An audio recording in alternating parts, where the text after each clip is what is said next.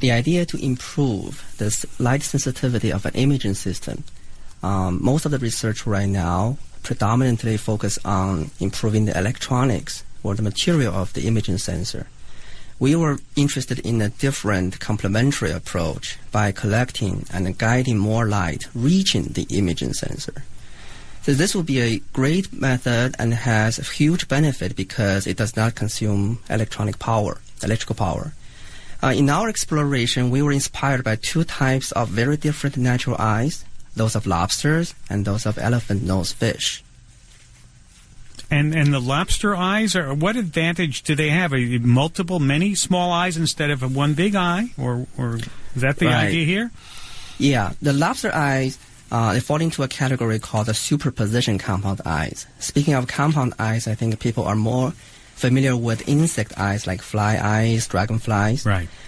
These are called apposition compound eyes.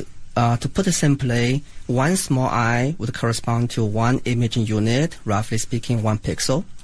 In superposition compound eyes, multiple small eyes would correspond to 1 pixel. So there's more light reaching each pixel, that's higher light sensitivity. However, the fabrication to realize such a man-made version of the lobster eye is very challenging. We did succeed a few years ago, but it was very, very hard because the three-dimensional structure and the intrinsic microscale features need to be very precisely arranged and made onto a perfect spherical dome. It's very intolerant of any imperfection. Mm-hmm. You also worked with the elephant-nose fish together. How did you work them two together to improve the vision? That's where the elephant-nose fish come into picture.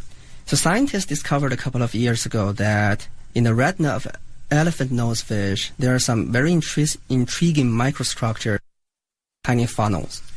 They found that these structures can effectively collect and guide the light towards the photoreceptors. This is, of course, very interesting because optically, such design is much more tolerant of imperfection in the structures. So we combine the features of both eyes, the lobster eyes and the elephant-nose fish retinas, two very different types of eyes, and then we came up with a microscale parabolic mirror array that performs superposition for light sensitivity for the image sensors.